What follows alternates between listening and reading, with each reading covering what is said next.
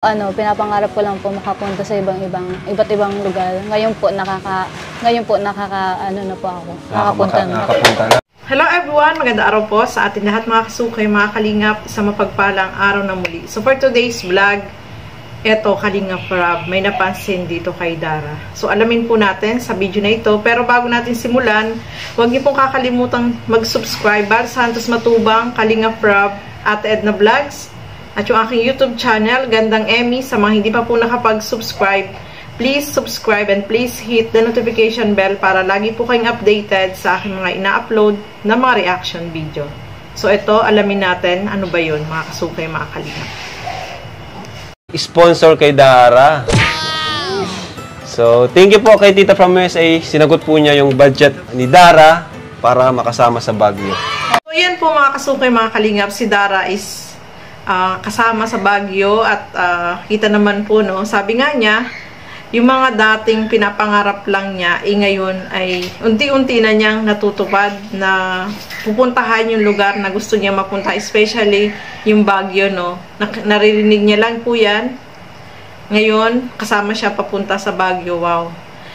Nakakatuwa, no. Masaya si Dara na makakarating siya, no. Kung dati, nandyan lang siya, iniisip ko ano yung kailangan nila sa araw-araw. Pero ngayon, talagang napakalaki po ng naitulong ng Kalingap, ng mga sponsor na tumutulong dito kay Dara, no, na nagbibigay ng sponsor sa kanya, no, kasi malaking kaalwalan po talaga yun, yung sa pangangailangan nila sa araw-araw ay talagang hindi na nila po problemahin, mga kasukay, mga Kalingap, no. At saka yung nakakakain na sila ng masarap na dati hindi nila nagagawa, ay nagagawa na po ngayon dahil po yan sa Kalingap, no. Kung hindi dahil sa Kalingap, hindi nila mararanasan po yan dahil sabi nga niya noon, yung 1,000 na allowance nila sa loob ng 1 linggo ay pinagkakasya niya, no. Sobrang hirap nung kalagayan po nila. So ngayon, nakikita po natin na talagang napaka ibang-iba yung improvement sa kalagayan po nila,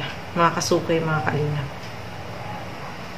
So mga kalingap, eto nga, no, marami talaga yung humahanga dito sa kasipagan at napaka ni Dara, no, napaka sipag niyan, napakabait sa kanyang kapatid, no. So meron talaga siyang sponsor, no. Nung dati nagbigay sa kanya ng 22K. Ngayon naman is sagot nung kanyang sponsor yung pagpunta ni Dara sa Baguio, no. Kasama po siya sa Baguio, mga kasukay, mga kalingap, di ba? Sobrang eto si Dara ay mapapansin mo talaga sa kanya yung pagiging yung porsigido siya sa pag-aaral niya, yung pagiging malinis niya sa kanilang bahay, yung pag-aasikaso niya, no. Talagang makikita mo sa kanya sa murang edad ay sanay na po siya, no. Kahit hindi mo siya utusan, ay may kusa po siya kung ano yung mga dapat niyang gawin. So, eto nga, napansin din ni Kalingap Rob na etong palang si Dara is kalog, no. Kung sa video is minimize lang yung kanyang kilos, pero sa pag-off-cam is eto palang si Dara ay kalog din, no, madaldal din. So, natutuwa sa kanya si Kalingap Rob. At syempre, sabi nga ni Kalingap Rob, is deserve talaga na matulungan itong sila Dara, sila magkapatid, no. So, nakita po natin, mga kasukay, mga kalingap, yung bahay nila Dara is malapit na pong matapos, no. So, magiging komportable na sila dyan sa kanilang bahay at sigurado, laging malinis yung bahay nila kasi napakasipag po ni Dara, no. Ngayon pa nga lang, nililinis na niya, hindi pa tapos eh. So, yung pa kaya na kapag tapos na ay talagang sobrang linis ng bahay ni Dara, no. Maasikaso, talagang may kusa, no, hindi na kailangan sabihan, no. Kaya tuwan-tuwa sa kanya si Kalingap Rob dito sa kanyang ganitong ugali na masinop, no, mga kasukay, mga kalingap. At isa pa dito, yung tatay ni Dara is meron na din pong sariling kwarto dyan, no.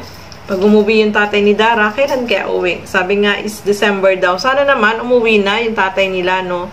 Kahit malang sa Pasko ay magkakasama sila, no. Siyempre, Pasko dapat nandyan yung tatay nila, no. Para masaya naman yung magkapatid, no, na nandyan yung kanilang tatay. So, kahit nawala yung magulang nila, yung tatay, is talagang si Dara ay, ayan, nakita po natin yung pagiging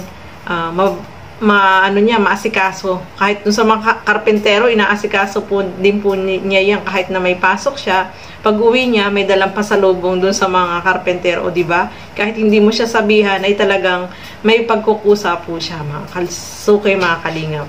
So, makikita natin na talagang deserve yung tulong na ibinigay sa kanila ng kalingap, no?